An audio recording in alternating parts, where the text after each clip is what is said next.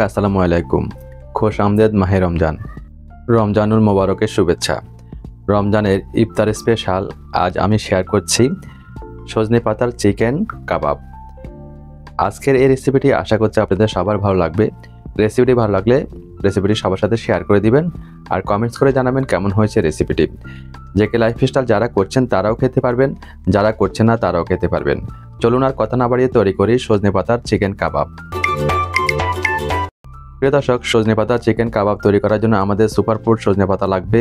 গাছ থেকে তরতাজা সজনে পাতা পেরে নিয়েছি। এখন এগুলোকে চিড়ে আমি পানি ঝরা দিয়ে নিয়ে আসবো, পানি দিয়ে ওয়াশ করে। তো আমি 1 কাপ সজনে পাতাকে পানি দিয়ে ওয়াশ করে পানি ঝরা দিয়ে নিয়ে এসেছি। এখন আমরা একেবারে মিহি করে নিব, যতটুকু সম্ভব মিহি করে নিচ্ছি, দেখতে পাচ্ছেন প্রিয় দর্শক। শুকনো যদি আমি মিহি করতাম এতে করে সজনে পাতা থেকে কিছুটা ভিটামিন আমি পেতাম না, সেই জন্য আস্ত থাকা অবস্থায় আমি মিহি করে নিয়েছি। সজনে পাতাগুলোকে উঠিয়ে নিব, উঠিয়ে আমি একটি মিক্সিং বোলে নিয়ে নিচ্ছি, দেখতে পাচ্ছেন একেবারে ঝরঝরে, কোনো পানি নেই। একটু ছড়িয়ে ছিটিয়ে দিচ্ছি প্রিয় দর্শক। আমি এখানে চিকেন নিয়ে নিয়েছি, 2টি দেশি মুরগির চিকেন নিয়ে নিয়েছি, তবে সলিড অংশটা নিয়েছি, বোনলেস চিকেন। তো দেশি মুরগির ব্রেস্ট পিস তো একটু অল্পই হবে, দেখতে পাচ্ছেন। তো আমি টুকরো করে চিকেনগুলোকে কেটে নিচ্ছি। এরপর টুকরো করে কাটা চিকেনগুলোকে আমি একটি মিক্সিং ব্লেন্ডারে জারে অ্যাড করে নিব। উদ্দেশ্য হচ্ছে কিমা তৈরি করে নিব, একেবারে মিহি কিমা। ব্লেন্ডার জারের মুখটা বন্ধ করে মিহি কিমা তৈরি করে আমি নিয়ে আসছি। তো প্রিয় দর্শক, আমি মিহি কিমা করে নিয়ে এসেছি, ঠিক এরকমের হবে। আমি আপনাদের একটু উঠিয়ে দেখাচ্ছি, একেবারে প্লেন। এতে করে কাবাবে আমরা যখন চিকেনগুলো ব্যবহার করব সিদ্ধ হতে কিংবা কুক হতে সময় লাগবে না। আমি একটি বোলে নিয়ে নিচ্ছি। এরপর একটি গ্রেটার নিয়ে নিয়েছি এবং একটি মিষ্টি আলু নিয়ে নিয়েছি, মাঝারি সাইজের। মিষ্টি আলুর যে স্কিনটা আছে স্কিনটাকে আমি ছাড়িয়ে নিব। ছাড়িয়ে নিয়ে তো আমাদের কাবাবের সুবিধার্থে আমি মিষ্টি আলুটিকে গ্রেটারের সাহায্যে গ্রেট করে নিব। গ্রেটারের চিকন যে অংশটি আছে সেটার সাহায্যে গ্রেট করে নিব। গ্রেট করে নিলে মিষ্টি আলুগুলা বাইন্ডিংসে সুবিধা হবে আমাদের। আর যদি আমরা হাত দিয়ে চটকে নিই তাহলে কিছুটা আস্ত থেকে যেতে পারে, সেই জন্য গ্রেট করে নেওয়া।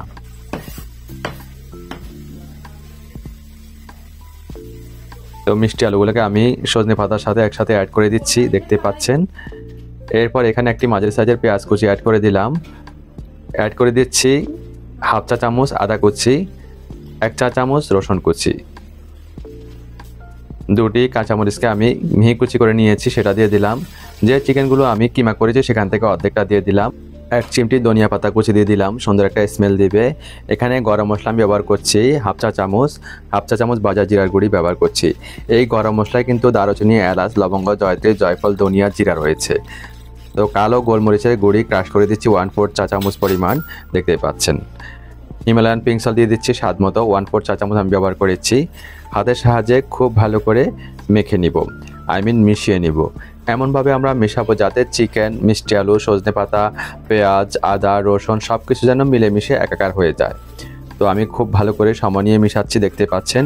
তো একটু কষলি আমরা মিশাবো, কেননা সজনে পাতা থেকে এখন পানি বের হওয়ার কোনো চান্স নেই, আমরা আগে থেকে পানি ঝরা দিয়ে রেখেছি। তো প্রিয় দর্শক, আমার মাখামাখি ডান, আমাদের কাবাবের ডোটি তৈরি হয়ে গিয়েছে। এখন আমরা কাবাবকে শেপ দিয়ে নিব। তার আগে আমরা চেক করে নিব লবণ সব কিছু ঠিক আছে কিনা, মশলাপাতি সবই ঠিক আছে। এখন আমরা কাবাবের শেপটা দিয়ে নিব। আপনারা আপনাদের পছন্দ মতো দিতে পারেন, তবে একটু মোটা প্রকৃতির দিবেন, ছোট হোক কিন্তু যাতে মোটা প্রকৃতির হয় সেদিকে লক্ষ্য রাখবেন, কেননা কাবাবটিকে আমরা অনেকক্ষণ ভাজবো। অনেকক্ষণ বলতে সেটা আমরা 60 থেকে 70 ডিগ্রি উপরে উঠবো না, তবে চিকেনটা কুক হওয়ার জন্য লো ফ্লেমে ভাজবো আমরা। ঠিক এরকম একটু মোটা প্রকৃতির কিন্তু ছোট সাইজ করে আমি শেপটা দিয়ে দিলাম, দেখতে পাচ্ছেন প্রিয় দর্শক। একটি কাবাবের শেপ আমি দিয়ে নিলাম, এরপর বাকি কাবাবের শেপগুলো আমি দিয়ে নিব। আরও একটি কাবাবের শেপ দেওয়া আমি আপনাদের দেখাচ্ছি। এই ধরুন পরিমাণ মতো নিয়ে একটু গোল করে নিব প্রথমে 1 হাতে, তারপর 2 হাতে তালুতে নিয়ে একটু চাপ দিব এবং চারপাশ থেকে একটু জোড়া লাগিয়ে দিব। যাতে ফেটে না যায় সেজন্য। তো প্রিয় দর্শক, আমি শেষ কাবাবের শেপটা দিচ্ছি। মাঝখানে আমি সবগুলো কাবাবের শেপ দিয়ে নিয়েছি, সেটা আমি আপনাদের স্কিপ করে গিয়েছি, কেননা ভিডিও লম্বা হয়ে যেতে পারে সেই জন্য। তো আমি 3টি কাবাবের শেপ দিয়ে আপনাদের দেখিয়ে নিয়েছি। খুবই সহজ, একেবারে ইজি কিন্তু হেলদি রেসিপিটি। তো প্রিয় দর্শক, আমরা এখন চলে যাব চুলায়। তার আগে একটি কাজ আছে আমাদের। একটি মিক্সিং বোল নিয়ে নিয়েছি, তাতে আমি একটি দেশি মুরগির ডিম নিয়ে নিয়েছি। কালো গোলমরিচের গুঁড়ি ক্রাশ করে দিচ্ছি সামান্য পরিমাণ। স্বাদ মতো হিমালয়ান পিঙ্ক সল্ট দিয়ে দিচ্ছি। এরপর একটি কাঁটা চামচের সাহায্যে ভালো করে ডিমটাকে ফেটিয়ে নিচ্ছি। প্রশ্ন থাকতে পারে ডিম কেন এখানে? কাজ আছে। আমরা ডিমটাকে নিয়েছি এজন্য কাবাবে আমরা উল্টে পাল্টে উপরে যাতে বাইন্ডিংসটা সুন্দর হয় সেই জন্য শেপ দেওয়া কাবাবের 2 পাশে আমি লাগিয়ে নিব ফেটানো ডিমটিকে। প্রিয় দর্শক, চুলায় একটা প্যান বসিয়ে তাতে আমি 2 ক্লোভ বাটার দিয়ে দিলাম।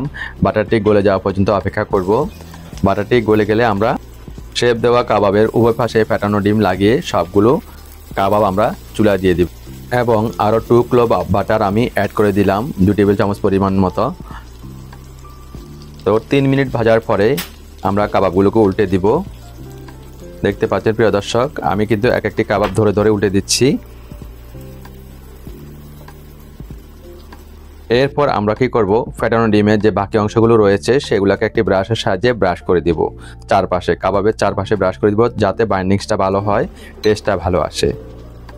তো আমি সবগুলো কাবাব ধরে ধরে একটা একটা করে ধরে ধরে ব্রাশ করে দিলাম। ব্রাশ করে দিয়ে আরও 3 মিনিট কুক করব। কুক করে আমি উল্টে দিব। এভাবে উল্টে পাল্টে আমি 7 থেকে 8 মিনিট কুক করেছি। তো কাবাবগুলো আমাদের ভাজা ডান। এখন আমরা চুলা থেকে কাবাবগুলোকে নামিয়ে নেব। দেখুন প্রিয় দর্শক, এটা কতটা পারফেক্ট হয়েছে, দেখতে কতটা ভালো লাগছে। তো আমরা একেবারে লো ফ্লেমে ভেজে নিয়েছি, 8 মিনিট ভেজেছি। যতটা দেখতে অসাধারণ লাগছে, খেতে ততটা অসম্ভব মজার। এই রমজানে ইফতারের ডিশে এটি রাখতে পারেন, সবাই পছন্দ করবে। হেলদি একটি কাবাবও খাওয়া হবে। তৈরি করা খুবই ইজি। দেখুন এটা কতটা পারফেক্ট হয়েছে। আর চিকেনগুলো হয়ে গিয়েছে তার প্রমাণ আমি দেখাচ্ছি। দেখুন চিকেনগুলো কিন্তু পারফেক্টলি হয়ে গিয়েছে, কুক হয়ে গিয়েছে। তো অবশ্যই রমজানে তৈরি করবেন। সবাই ভালো থাকবেন। আল্লাহ হাফেজ।